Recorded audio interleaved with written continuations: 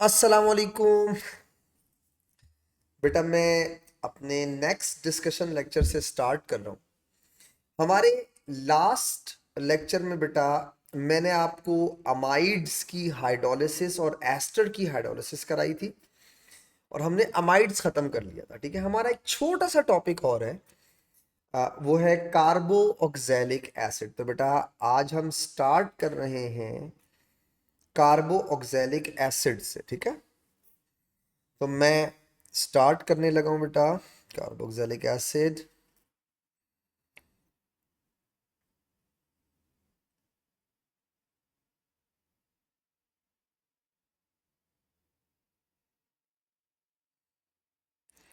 Carboxylic acid. ठीक है, ये कार्बोक्सिलिक COXYLIC सही तो लिखा है। ओके, कार्बो ऑक्सैलिक एसिड बेटा, पता नहीं कभी कभी शायद हो सकता है वो राइटिंग उसको ना समझ में आ रही हो। Carboxylic acid. अच्छा, कार्बोक्सिलिक एसिड किसे कहते हैं बेटा? ऐसे कंपाउंड्स को जिनमें C double bond O O H group होता है, या आप सी ओ ओ एच ग्रुप कहते हैं, इन्हें कहते हैं कार्बोक्सिलिक एसिड। ठीक है, हमने कार्बोक्सिलिक एसिड के अंदर जो सबसे पहला टॉपिक पढ़ना है, छोटा सा टॉपिक है ये, वो है स्ट्रेंथ ऑफ कार्बोक्सिलिक एसिड बेटा। ठीक है, तो we will discuss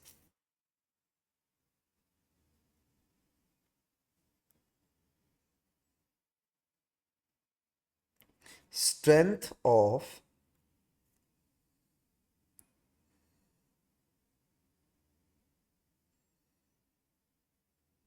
carboxylic acid बेटा। Strength of carboxylic acid. इससे पहले कि मैं इसे स्टार्ट करूं, मैं आपसे पहले एक छोटी सी बात शेयर करना चाह रहा हूं, जरा बात को समझिएगा। एक छोटी सी बात रिवाइज कराना चाह रहा हूं। हमने, आपको याद होगा, जब हम लोग फिनोल पढ़ रहे थे तो हमने एसिड स्ट्रेंथ में कंपैरिजन पढ़ा था। उस एसिड स्ट्रेंथ के कंपैरिजन के अंदर हमने ये बात पढ़ी थी बेटा कि carboxylic acid is stronger acid than phenol and phenol is stronger acid than ethanol. और अगर वाटर में आ जाए इस सीक्वेंस के अंदर, तो हमने कहा कि carboxylic stronger than phenol, phenol is stronger than water, और water is stronger than ethanol. अच्छा, क्यों? आपको याद होगा हमने एक बात पे एम्फेसाइज किया था बेटा, फिनोल वाले चैप्टर में जब स्ट्रेंथ पढ़ रहे थे मेरे प्रीवियस लेक्चर के अंदर। मैंने आपको उस वक्त भी बहुत एम्फेसाइज करके ये बात समझाया था कि किसी भी एसिड की स्ट्रेंथ डिपेंड करती है उसकी कॉन्जुगेट बेस की स्टेबिलिटी के ऊपर बेटा। तो कॉन्जुगेट बेस की स्टेबिलिटी जो है वो किसी भी एसिड स्ट्रेंथ को एक्सप्लेन करती है, बताती है कि एसिड स्ट्रॉन्ग है या वीक है। कैसे? अगर कॉन्जुगेट बेस की स्टेबिलिटी हायर है, ज्यादा है, तो उसका एसिड स्ट्रॉन्गर होगा। कॉन्जुगेट बेस की स्टेबिलिटी कम है तो उसका एसिड वीक होगा, यानी एसिड वीक होगा, स्ट्रेंथ कम होगी उसकी। कॉन्जुगेट बेस की स्टेबिलिटी किस पे डिपेंड करती है, ये भी आपको याद होना चाहिए। Availability of lone pair to accept the proton. अगर availability of lone pair to accept proton ज्यादा हो जाए, आपकी कॉन्जुगेट बेस की स्टेबिलिटी कम हो जाएगी, एसिड वीकर हो जाएगा। और अगर कॉन्जुगेट बेस के अंदर availability of lone pair to accept proton कम हो जाए, स्टेबिलिटी ज्यादा हो जाएगी, स्ट्रेंथ ज्यादा हो जाएगी।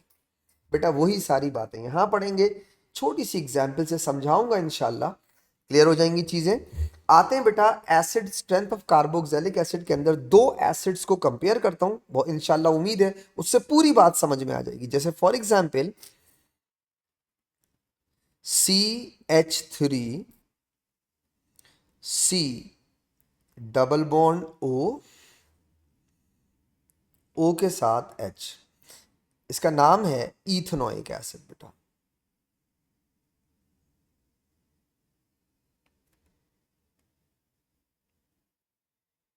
ठीक है, एक और एग्जाम्पल देता हूं, कंपैरिजन करेंगे तो इंशाल्लाह बात पूरी समझ में आ जाएगी। Cl CH2 COOH,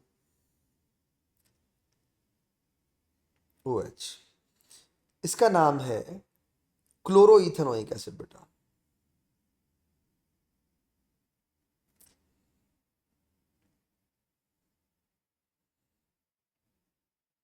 क्लोरोइथेनॉइक एसिड, दोनों में पहले फर्क सुन लें बेटा।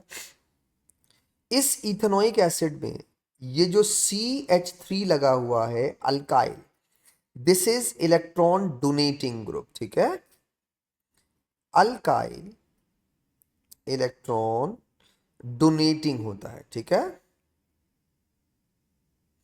और बेटा इस क्लोरोइथेनॉइक एसिड में मैंने जो इस Cl लगाया हुआ है, ये इलेक्ट्रॉन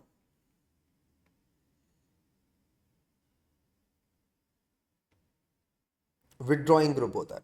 मुझे यकीन है इससे आपको कंपैरिजन में आसानी हो जाएगी, चीजें समझ में भी आ जाएंगी आपको बेटा, ठीक है। तो इग्नोर करो यार, तंग कर रहा है तू मुझे। ओके, तो ये जो है वो टर्न ऑफ, ये जो है क्लोरोइथेनॉइक एसिड और इथेनॉइक एसिड को कंपेयर करेंगे। एक के अंदर इलेक्ट्रॉन विड्रॉइंग ग्रुप है बेटा और एक के अंदर इलेक्ट्रॉन डोनेटिंग ग्रुप है। अब एक बात सुने, मैंने आपको उस वक्त भी जब मैंने फिनोल पढ़ाया था उस वक्त मैंने आपको एक बात बताई थी, इलेक्ट्रॉन विड्रॉइंग, मैंने आपको एक टॉपिक पढ़ाया था, effect of substituent on acidity of phenol. वो इफेक्ट ऑफ सब्सटीट्यूएंट में सब्सटीट्यूएंट क्या चीज होती है, इलेक्ट्रॉन डोनेटिंग इलेक्ट्रॉन विड्रॉइंग।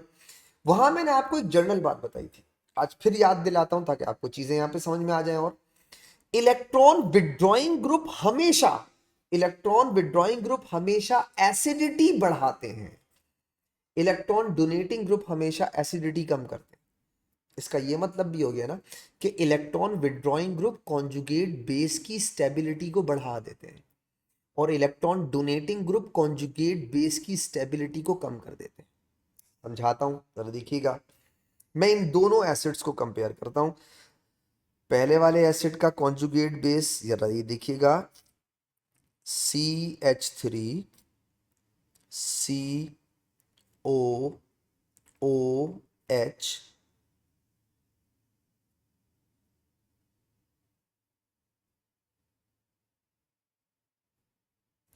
आपने इसको पानी में डाला, ये जो कॉन्जुगेट बेस प्रोड्यूस करेगा CH3 COO नेगेटिव होगा वो।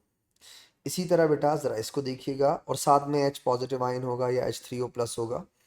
जरा क्लोरो को देखिएगा, Cl CH2 C double bond O के साथ H। हम्म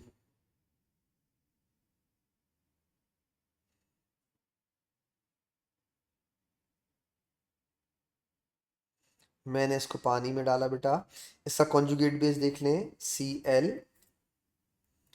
CH2 C double bond O negative और साथ में H पॉजिटिव। ये रहा कॉन्जुगेट बेस और ये रहा कॉन्जुगेट बेस। हम किसी भी एसिड की स्ट्रेंथ कॉन्जुगेट बेस से एक्सप्लेन करते हैं बेटा, तो बहुत आसान है। अब देखिएगा, ये सारी बातें हमने फिनोल में पढ़ी हैं तो मुझे यकीन है आपको समझने में बहुत टाइम नहीं लगना चाहिए। जरा दोनों का कंपैरिजन करते हैं, जरा देखिएगा, एक कॉन्जुगेट बेस को दूसरे कॉन्जुगेट बेस के साथ कंपेयर करके चेक कर लेते हैं। पहला वाला कॉन्जुगेट बेस देखिएगा बेटा, फर्स्ट CH3 COO,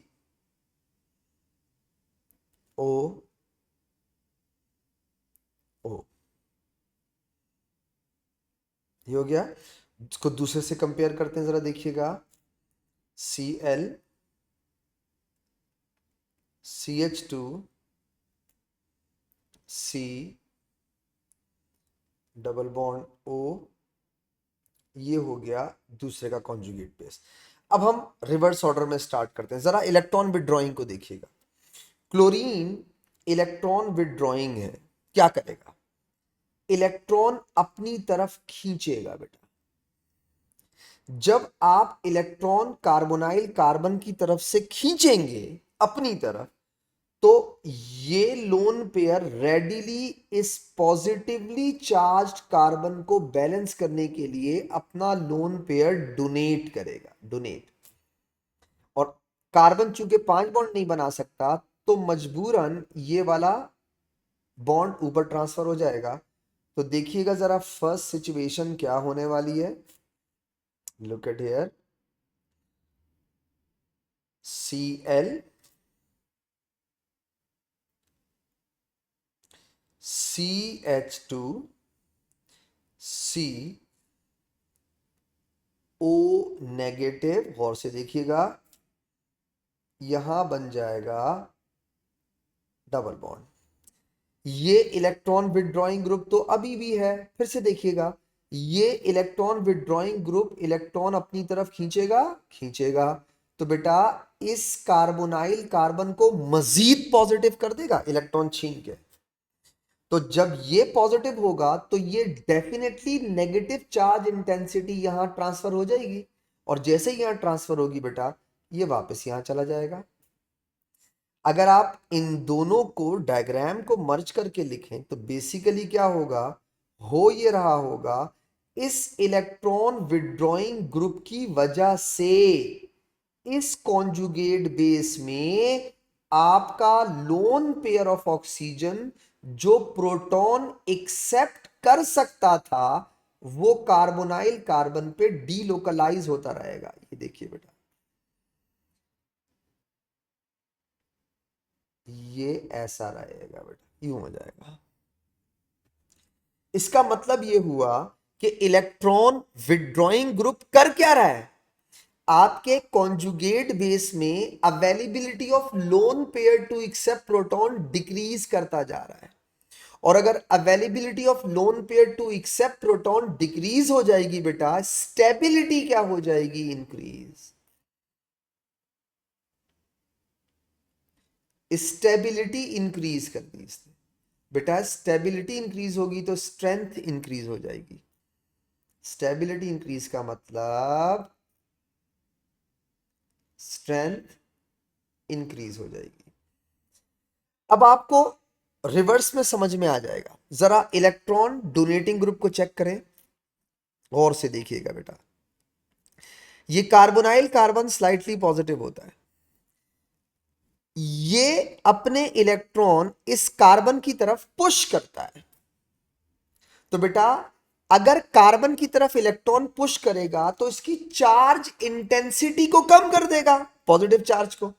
अगर पॉजिटिव चार्ज कम हो जाएगा तो डेफिनेटली ये ऑक्सीजन की डेंसिटी, इलेक्ट्रॉन डेंसिटी यहां रेडिली ट्रांसफर नहीं हो पाएगी। क्यों? पॉजिटिव चार्ज कम है। इलेक्ट्रॉन विड्रॉइंग ने क्या किया, उस पॉजिटिव चार्ज को इंटेंस कर दिया। इंटेंस करेगा, ज्यादा पॉजिटिव होगा तो अपने इर्द गिर्द के इलेक्ट्रॉन्स को खींचेगा, तो ऑक्सीजन अपनी इलेक्ट्रॉन डेंसिटी ट्रांसफर कर देता है। इसी तरह ऊपर नीचे आपका लोन पेयर ट्रांसफर होता रहता है, डीलोकलाइज होता रहता है।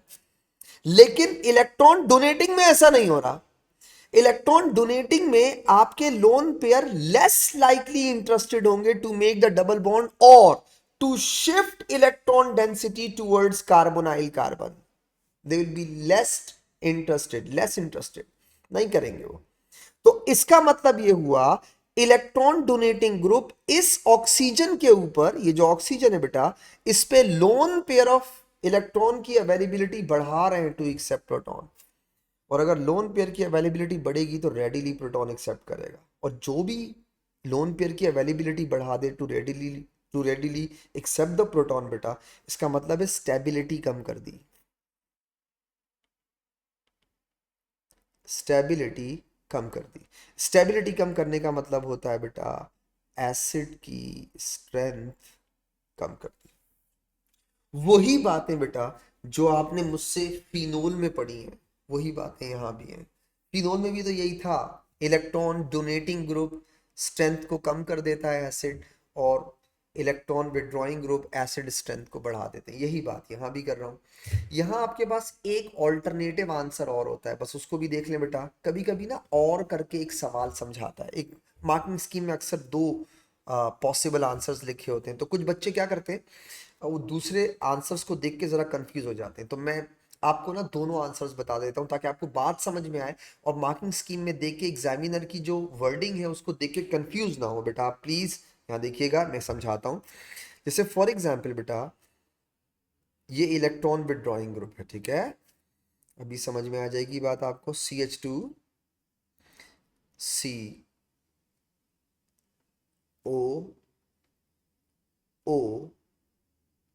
बहुत सिंपल सी लॉजिक है, जो एग्जामिनर लिखता है वो समझा रहा हूं। देखिए बेटा, होता क्या है, इलेक्ट्रॉन विड्रॉइंग ग्रुप इलेक्ट्रॉन्स अपनी तरफ खींचता है,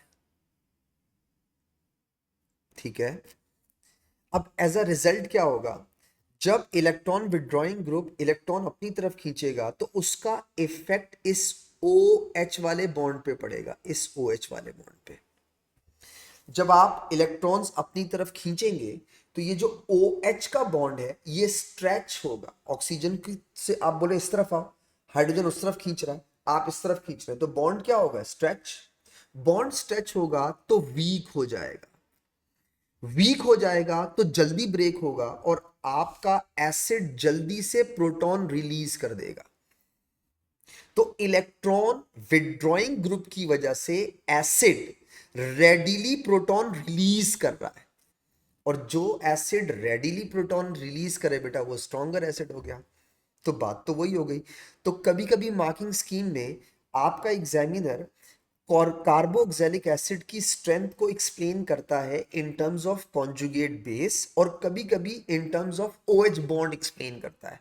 दोनों आंसर एक्सेप्ट करता है कि अगर कोई बच्चा इलेक्ट्रॉन विड्रॉइंग का ये इफेक्ट लिख दे कि वो OH बॉन्ड को पोलराइज करता है, वीक करता है, एसिड रेडिली प्रोटॉन डोनेट कर देते हैं, तो भी सही है। और अगर वो कॉन्जुगेट बेस की स्टेबिलिटी को बढ़ा देता है इलेक्ट्रॉन विड्रॉइंग, तो भी वो कहता है एक्सेप्टेबल है, सही है। अच्छा, मैं क्या रिकमेंड करता हूँ, मैं हमेशा बच्चों को रिकमेंड करता हूँ कि बेटा आप कॉन्जुगेट बेस की स्टेबिलिटी वाला पॉइंट लिखा करें। उसका रीजन क्या है, हमने पूरी एक क्लास कॉन्जुगेट बेस की स्टेबिलिटी जब हम फिनोल पढ़ रहे थे तो वो समझाने में गुजार दी। तो इतनी जरा ट्रिकी वो भी है, लॉजिक है।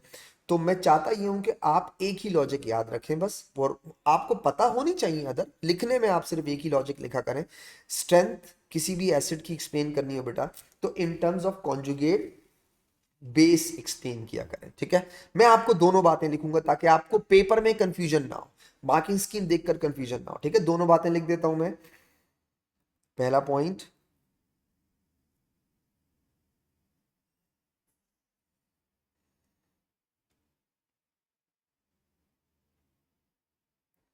Electron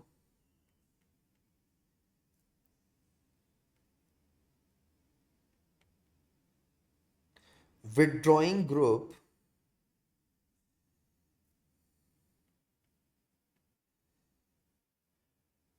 increases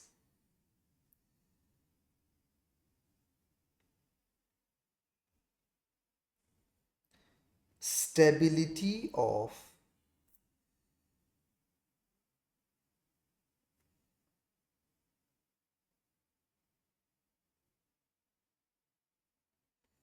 conjugate base। कैसे, to decrease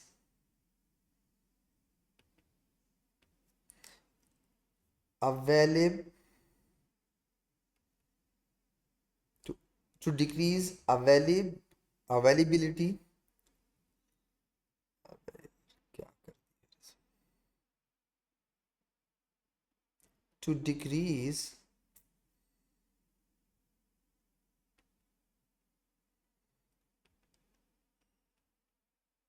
availability of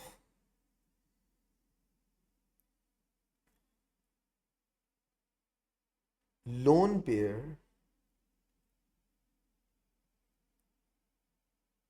to accept proton,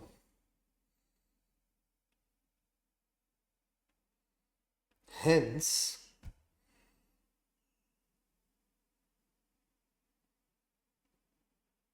strength of acid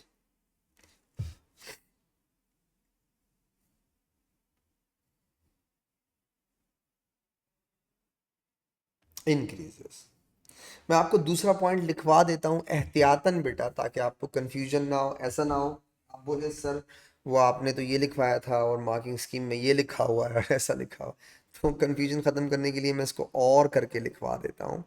याद रखिएगा एक ही बात है, ठीक है। और आप इसे यूं भी लिख सकते हैं, electron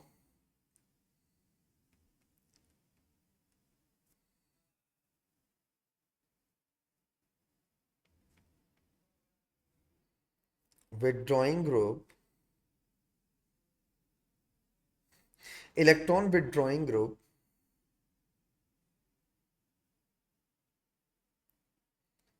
polarizes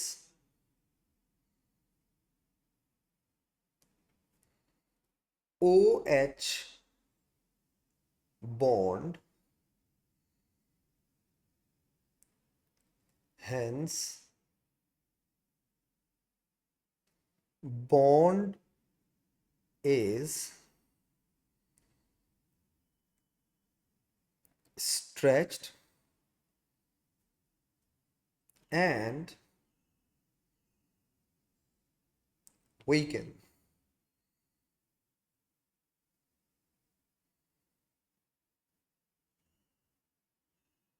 Consequently, acid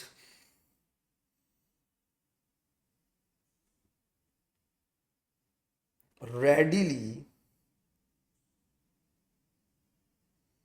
releases proton. तो दोनों बातें लिख सकते हैं बेटा, यूं भी कर सकते हैं यूं भी कर सकते हैं। इलेक्ट्रॉन डोनेटिंग इसके बिल्कुल रिवर्स जाएगा, ठीक है, मैं वो भी लिख देता हूं आपको।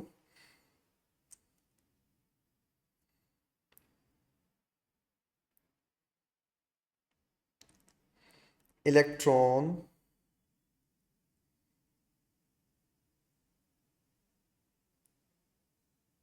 Donating group, electron donating group, देखो वहां मैंने लिखा था इंक्रीजेस स्टेबिलिटी, तो यहां लिख रहा हूं इलेक्ट्रॉन डोनेटिंग ग्रुप डिक्रीजेस बेटा।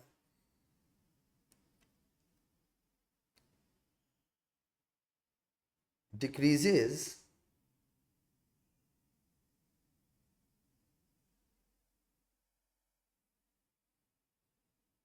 stability of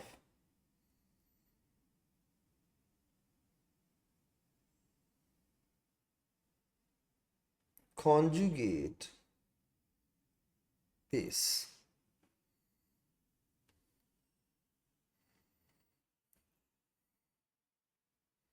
conjugate base to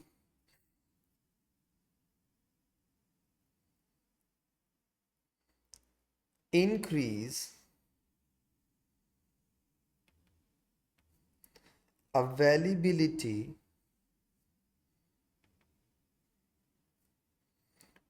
of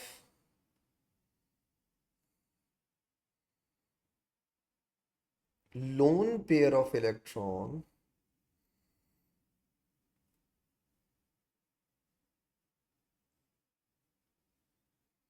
to accept proton. Lone pair of electron to accept proton.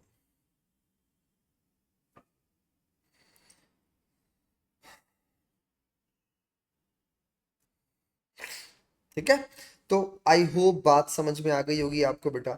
बस एक सवाल आपको और बता देता हूँ, जरा देखिएगा। एक दफा इसने पास पेपर में एक सवाल पूछा बेटा, उसमें इसने ना दो चीजों को आपस में कंपेयर किया था। आप यहाँ देखें, जैसे फॉर एग्जाम्पल इसने एक सवाल दिया, उसमें इसने ये किया कि एक उसने दे दिया क्लोरो इथेनोइक एसिड, यहाँ देखिएगा बेटा, मुझे यकीन है अब आपको ऊपर वाला कॉन्सेप्ट समझ में आ गया, तो ये आपको इजीली आ जाएगा। ये था क्लोरोइथेनॉइक एसिड, ठीक है। और एक इसने दे दिया क्लोरोप्रोपोनोइक एसिड बेटा, जैसे CH2 CH2, ये इथेनॉइक एसिड और ये प्रोपोनोइक एसिड। इसने पूछा ये बताओ इन दोनों में से ज्यादा स्ट्रॉन्गर एसिड कौन सा होगा और क्यों होगा। ये है, मैं लिख दूं, क्लोरो इथेनॉइक, और ये है बेटा क्लोरो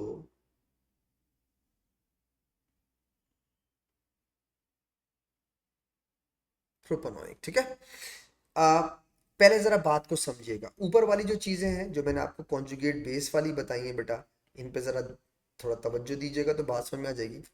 देखिए बेटा, electron withdrawing group conjugate base की स्टेबिलिटी बढ़ा रहा है। बेसिकली क्या कर रहा है, वो इलेक्ट्रॉन विड्रॉइंग ग्रुप इस ऑक्सीजन की लोन पेयर की अवेलेबिलिटी को कम करता है। कैसे? ऐसे बेटा कि वो इलेक्ट्रॉन अपनी तरफ खींचता है तो इस कार्बन को ज्यादा पॉजिटिव कर देता है। जो कार्बन ज्यादा पॉजिटिव होगा तो डेफिनेटली लोन पेयर यहाँ डीलोकलाइज होगा, राइट। ये बोला था मैंने। अब यहाँ आ जाओ, यहाँ देखिएगा, मैं इन दोनों की कॉन्जुगेट बेस बनाता हूँ, बात समझ में आ जाएगी आपको। लुक एट हियर, जरा पहले वाले का कॉन्जुगेट बेस देखिएगा, Cl CH2 C double bond O negative, ठीक है। ये इलेक्ट्रॉन विड्रॉइंग ग्रुप है, ठीक है। इसने क्या किया, इलेक्ट्रॉन अपनी तरफ खींचे और इस कार्बोनाइल कार्बन की स्लाइटली पॉजिटिव चार्ज को मजीद इंटेंस किया, तो इलेक्ट्रॉन डेंसिटी ट्रांसफर हुई इस जगह पे। अब जरा दूसरे को देखिएगा, इसका कॉन्जुगेट बेस देखिएगा क्लोरोप्रोपोनोइक एसिड का बेटा, और अच्छा समझ में आ जाएगा। Cl CH2 CH2 C, ये O,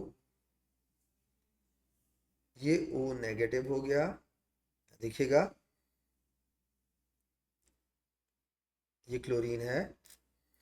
इसने इलेक्ट्रॉन विड्रॉ किए, अपनी तरफ खींचे और इसे स्लाइटली पॉजिटिव किया, तो ये इलेक्ट्रॉन डेंसिटी यहां ट्रांसफर हो गई। अब आप गौर से देखिए, किस केस में slightly positive charge of carbonyl carbon ज्यादा इंटेंस हो जाएगा, तो आप कहेंगे सर क्लोरोइथेनॉइक के केस में। क्यों? इसलिए कि ये electron withdrawing group COO group से ज्यादा क्लोज है, करीब है। तो इसका मतलब यह हुआ कि क्लोरोइथेनॉइक के केस में कॉन्जुगेट बेस की स्टेबिलिटी कंपैरेटिवली ज्यादा हायर होगी एज कंपेयर टू क्लोरोप्रोपेनोइक एसिड के अंदर। क्यों? क्योंकि प्रोपेनोइक एसिड और इथेनोइक एसिड दोनों केसेस में जो स्टेबिलिटी वाला फैक्टर है वो COO वाले ग्रुप पे है। तो जो इलेक्ट्रॉन विड्रॉइंग ग्रुप होते हैं वो स्टेबिलिटी वाला फैक्टर क्रिएट करते हैं COO पे। तो जिस COO ग्रुप से इलेक्ट्रॉन विड्रॉइंग ग्रुप क्लोज होगा वहां पे उसका इफेक्ट भी ज्यादा होगा, और जिस कॉन्जुगेट बेस में इलेक्ट्रॉन विड्रॉइंग ग्रुप COO से दूर होगा बेटा, वहां उसका इफेक्ट भी कम होगा। इसीलिए आप कहेंगे कि chloroethanoic acid will be stronger acid than chloropropanoic acid. तो मैंने आपको एक और बात समझा दी बेटा, याद रखिएगा क्लोरोइथेनॉइक और क्लोरोप्रोपेनोइक एसिड के अंदर कि अगर electron withdrawing group conjugate base की स्टेबिलिटी को इंक्रीज करते हैं और अगर एक जैसे इलेक्ट्रॉन विड्रॉइंग ग्रुप लगाए हुए हैं तो डिस्टेंस भी मैटर करता है COOH से बेटा। तो COOH वाले ग्रुप से अगर डिस्टेंस ज्यादा होगा तो उसका इफेक्ट COO पे कम होगा, कॉन्जुगेट बेस पे कम होगा, और अगर डिस्टेंस कम होगा तो उसका इफेक्ट COO पे ज्यादा होगा। आई होप आप इस तरह के सवाल इससे रिलेटेड ऑल सवाल जितने भी हैं सॉल्व कर पाएंगे। इसके साथ ही हमारा स्ट्रेंथ ऑफ एसिडिटी खत्म हुआ बेटा, मतलब acid strength of carboxylic acid. हमारा छोटा सा एक टॉपिक और है, उसके बाद हमारा ये पूरा कार्बोक्सिलिक का टॉपिक वाइंड अप हो जाएगा बेटा।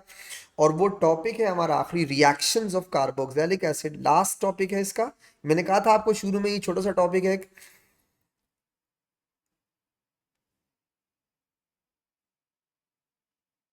reactions of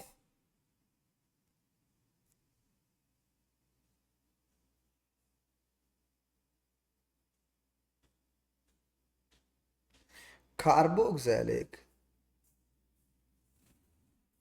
acid बेटा, reaction of carboxylic acid।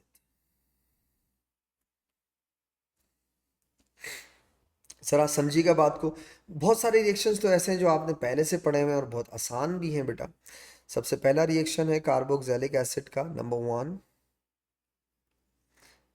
Esterification या कंडेंसेशन।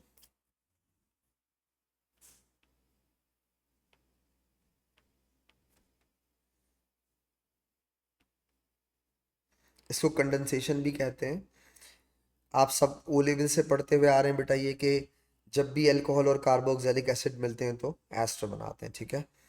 तो मैं वही काम करने लगा हूं, are C O O H O H और आर। आपको पता है अल्कोहल और कार्बो ऑक्सैलिक एसिड मिल जाएं बेटा तो they form ester, that's it.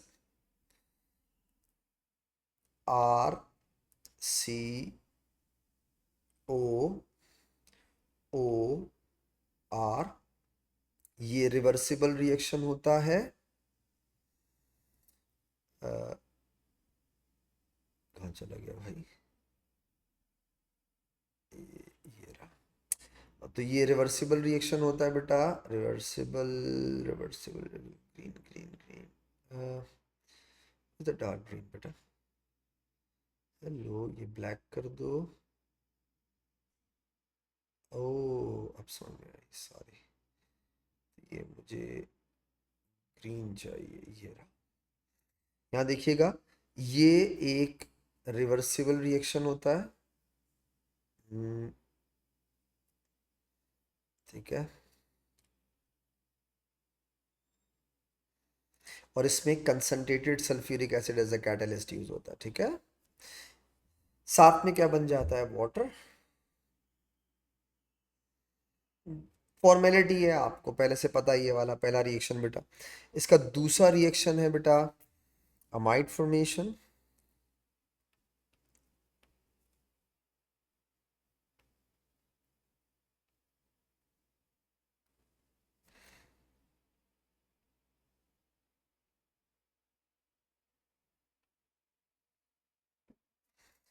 Amide formation बेटा, ये हो गया।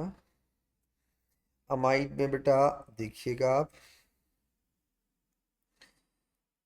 कार्बोक्सिलिक एसिड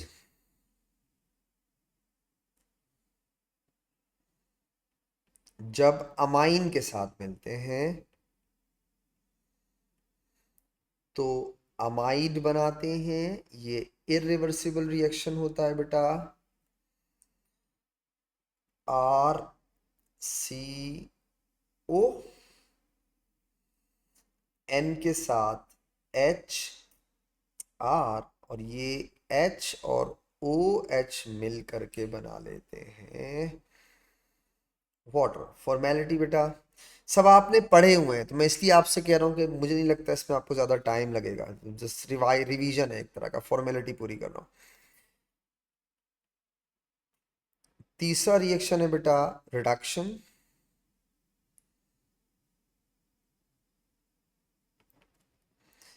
अगर आप कार्बोक्सिलिक एसिड को रिड्यूस करें तो प्राइमरी अल्कोहल में कन्वर्ट हो जाते हैं, like this for example CH3 COOH। याद रखिएगा, लिथियम एल्यूमिनियम हाइड्राइड यूज करेंगे इन ड्राई ईथर। और मैं अलग से लिख दूं, कीप इन माइंड बेटा, सोडियम बोरॉन हाइड्राइड नहीं कर सकता रिड्यूस, ठीक है। सिर्फ कार्बोक्सिलिक को रिड्यूस करने के लिए स्ट्रॉन्ग रिड्यूसिंग एजेंट चाहिए, और वो कौन है बेटा, लिथियम एल्यूमिनियम हाइड्राइड, ठीक है। तो ये बन गया CH3 CH2 और OH। आपको यकीनन याद होगा, कभी कभी बैलेंसिंग के लिए देता है, तो ऑक्सीडेशन को नेसेंट ऑक्सीजन या एटॉमिक ऑक्सीजन से बैलेंस करते हैं बेटा, और रिडक्शन को नेसेंट हाइड्रोजन या एटॉमिक हाइड्रोजन से रिप्रेजेंट करते हैं। तो इसे मैं अगर बैलेंस केमिकल इक्वेशन में लिखूं, तो ये देखिए बेटा, अभी समझ में आ जाएगा आपको। CH3 CO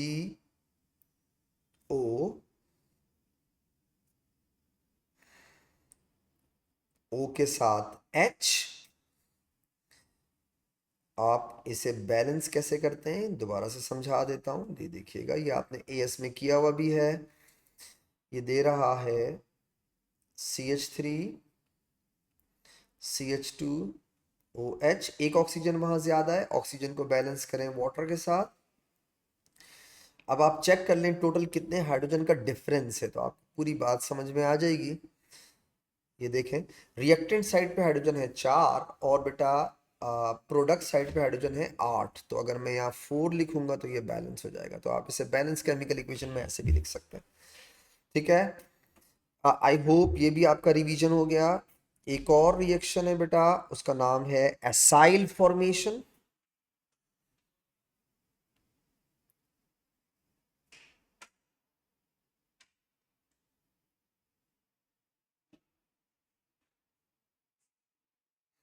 दो तरह से आपने रिएक्शन पढ़े हुए हैं एसाइल फॉर्मेशन के बेटा, AS लेवल में बैलेंस केमिकल इक्वेशन विद जो है वो ऑब्जर्वेशन, आपको याद दिला देता हूं, ये देखिएगा। अगर आप कार्बो ऑक्सैलिक एसिड को PCl5 के साथ रिएक्ट कराएं बेटा, तो ये आपने पढ़ा हुआ है AS लेवल के अंदर भी, बैलेंस्ड केमिकल इक्वेशन के साथ पढ़ा हुआ है बेटा आपने।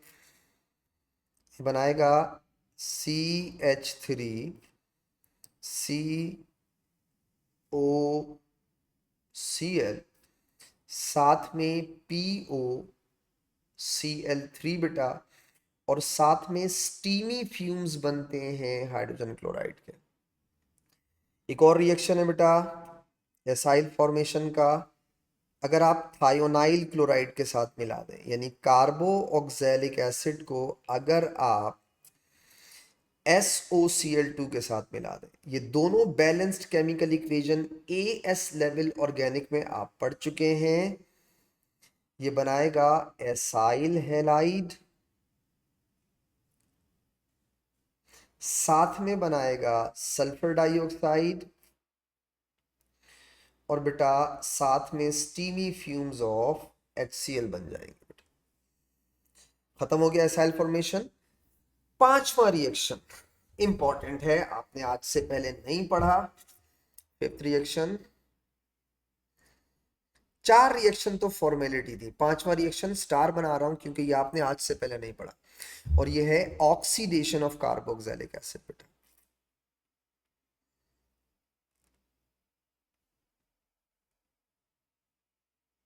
ऑक्सीडेशन ऑफ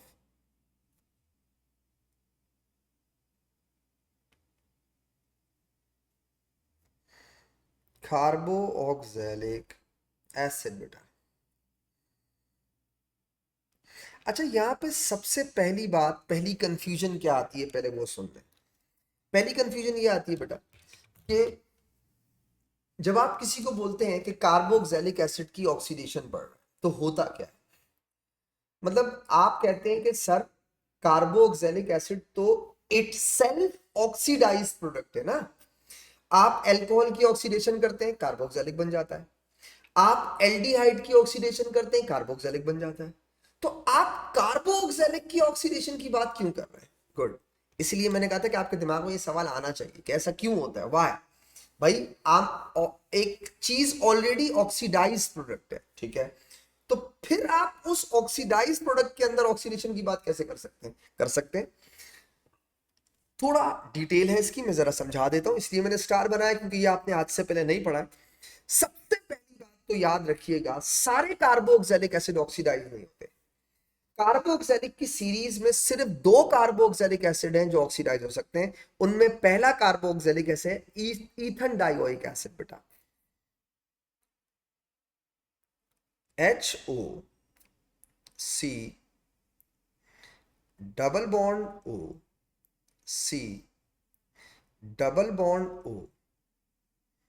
O के साथ H, इसे कहते हैं ईथन डाइओइक एसिड, या अगर इसका सिस्टमेटिक नेम दोगे तो ईथन 1,2 डाइओइक एसिड भी कहते हैं इसको। ईथन जर्नली बोलते हैं इसको ईथन डाइओइक एसिड। इसका कॉमन नेम है ऑक्सैलिक एसिड, कुछ लोग इसको ऑक्सैलिक एसिड भी कहते हैं।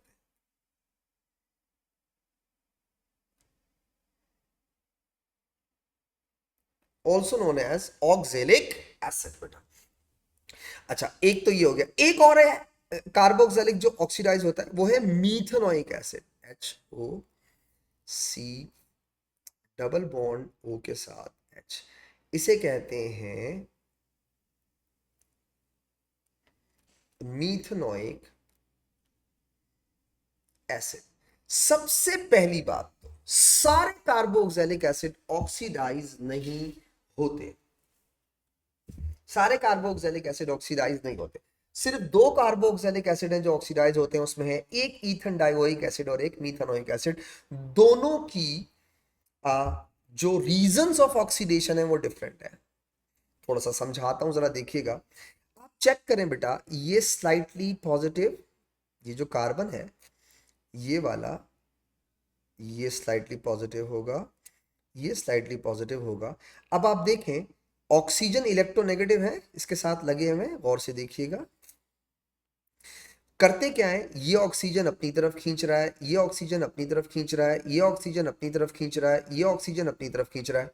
तो आप सोचें बेटा, अगर कार्बोनाइल कार्बन्स पे दोनों तरफ से मोस्ट इलेक्ट्रोनेगेटिव एटम्स अपनी अपनी फोर्सेस लगा रहे होंगे, तो आपको नहीं लगता ये वाला बॉन्ड कंपैरेटिवली वीकर होगा?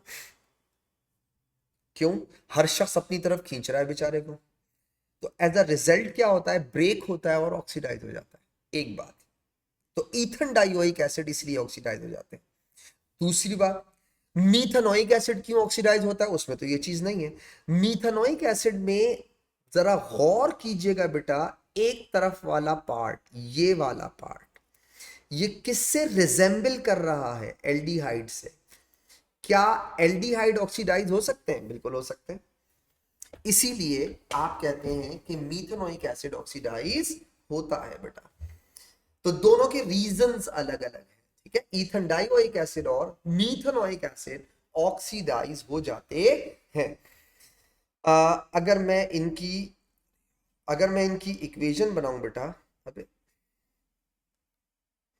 इक्वेशंस का मतलब इनकी ऑक्सीडेशन की इक्वेशंस बनाऊं तो बेटा ऐसी हो जाएंगी, जरा देखिएगा। इसे अगर आप मर्ज करके लिखते हैं तो ये होगा बेसिकली H2C2O4 और ये होगा H2CO2, ठीक है। तो मैं मर्ज करके लिखता हूं इनको ताकि इक्वेशन समझ में आ जाए। जैसे फॉर एग्जांपल बेटा, H2C2O4, आपने इसको ऑक्सीडाइज किया तो ऑक्सीडाइज का साइन ये होता है बेटा। याद रखिएगा K2Cr2O7 कार्बोक्सिलिक एसिड को ऑक्सीडाइज नहीं कर सकता। एसिडिफाई KMnO4 लेकर बेटा अगर आप इन्हें रिफ्लक्स कर दें तो ये कन्वर्ट हो जाएगा कार्बन डाइऑक्साइड और वाटर में। CO2, 2 2 4 और 1 5, 4 और 1 5, बैलेंस है इक्वेशन। दो कार्बन, दो कार्बन, दो हाइड्रोजन, 4 और 1 5, बैलेंस हो गई, ठीक है। ये हो गया एक। और इसी तरीके से अगर आप मीथेनोइक एसिड को ऑक्सीडाइज करें तो HCO2 बेटा आपने इसे ऑक्सीडाइज किया। Keep in mind K2Cr2O7 use नहीं कर सकते, वो इसे ऑक्सीडाइज नहीं कर सकता। KMnO4 कंपैरेटिवली स्ट्रॉन्गर होता है। तो आपने एसिडिफाइड KMnO4 के साथ रिफ्लक्स किया तो ये दे देगा कार्बन डाइऑक्साइड और water. And this is already balanced. बस एक छोटी सी रिक्वेस्ट आपसे, एक छोटी बात और याद रखिएगा। हमने एएस लेवल में पढ़ा था अल्कीन्स की ऑक्सीडेशन में कि अगर डबल बॉन्डेड कार्बन, जब आप KMnO4 के साथ रिफ्लक्स करते हैं, तो जब डबल बॉन्डेड कार्बन किसी भी कार्बन के साथ अटैच ना हो तो वो कार्बन डाइऑक्साइड और वाटर देता है वाया मीथेनोइक एसिड। तो ये रहा वो रिएक्शन। यानी पहले double bonded carbon methanoic acid में कन्वर्ट होता है, उसके बाद वो फर्दर ऑक्सीडाइज होके क्या देता है, कार्बन डाइऑक्साइड और वाटर। तो इसीलिए हमने ऑक्सीडेशन ऑफ अल्कीन के अंदर ये पढ़ा था कि if the double bonded carbon is not attached with any other carbon, the compounds will be carbon dioxide and water via methanoic acid बेटा। तो आई होप मेरी बात आपको समझ में आ गई होगी बेटा। तो ये दो एसिड क्या होते हैं, ऑक्सीडाइज। इससे एक सवाल और बनता है, कभी कभी पूछता है। एक दफा उसने सवाल पूछा था, वो टिक लगाने वाला एक सवाल था। उसमें इसने कहा कि एक बच्चे ने H2C2O4 को और H2CO2 को रिएक्ट करवाया टॉलिन्स रिएजेंट से। Tollens reagent. उसने पूछा टिक लगाओ किस में रिएक्शन हो जाएगा, किस में नहीं होगा। बहुत सारे बच्चों ने दोनों में क्रॉस लगा दिए, जबकि बेटा इसमें रिएक्शन नहीं होगा और इसमें रिएक्शन होगा। वो एक्चुअली चेक करना चाह रहा था कि बच्चों को ये एल्डिहाइड वाला कॉन्सेप्ट है या नहीं। Why methanoic acid can oxidise? Because of that aldehydic group present. तो बेटा टॉलिन्स रिएजेंट किसका टेस्ट होता है, एल्डिहाइड का। तो उसने एक सवाल पूछा था कि टिक लगाना था उसके अंदर। दोनों एसिड्स उसने दिए और उसने पूछा कि कौन सा एसिड ऐसा है जो टॉलिन्स रिएजेंट से रिएक्ट कर जाएगा या टॉलिन्स रिएजेंट से ऑक्सीडाइज हो जाएगा। H2CO2 बेटा, मीथेनोइक एसिड। क्यों?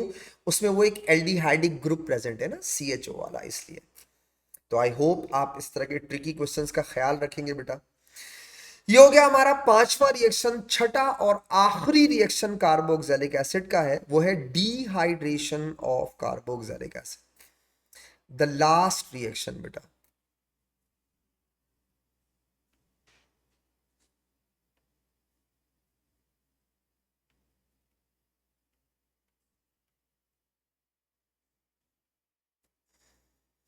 डिहाइड्रेशन।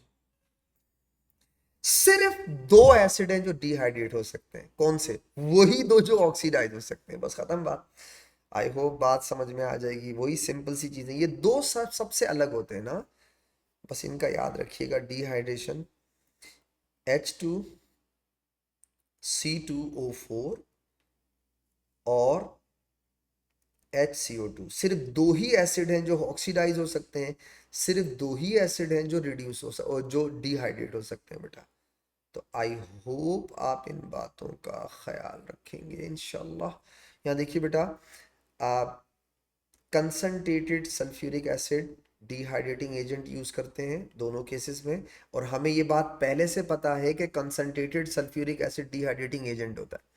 पहले वाले केस में देता है कार्बन डाइऑक्साइड, कार्बन मोनोऑक्साइड और वाटर। इसे कहते हैं dehydration of Ethan dioic acid. और दूसरे वाले केस में बेटा H2CO2 में कार्बन मोनोऑक्साइड और स्टीम H2। ये डिहाइड्रेशन है। दो एसिड ऑक्सीडाइज हो सकते हैं बेटा, दो एसिड्स रिड्यूस हो सकते हैं। कौन से दो एसिड ऑक्सीडाइज हो सकते हैं? ईथन डायोइक एसिड और मीथेनोइक एसिड। और कौन से दो एसिड रिड्यूस हो सकते और डिहाइड्रेट हो सकते हैं? बार बार रिडक्शन दिमाग में आ रहा है। कौन से दो एसिड डिहाइड्रेट हो सकते हैं बेटा? सेम जो ऑक्सीडाइज हो सकते हैं, यानी ईथन डायोइक एसिड और मीथेनोइक एसिड, ये दोनों डिहाइड्रेट भी हो सकते हैं। इसके साथ ही हमारा जो कार्बोक्सिलिक का छोटा सा टॉपिक था बेटा, वो आज हमने पूरे लेक्चर में खत्म कर दिया। इंशाल्लाह नेक्स्ट क्लास में आपसे वापस मुलाकात करूंगा। तब तक के लिए इजाजत दीजिएगा बेटा। दुआओं में खास याद रखिएगा। अल्लाह हाफिज।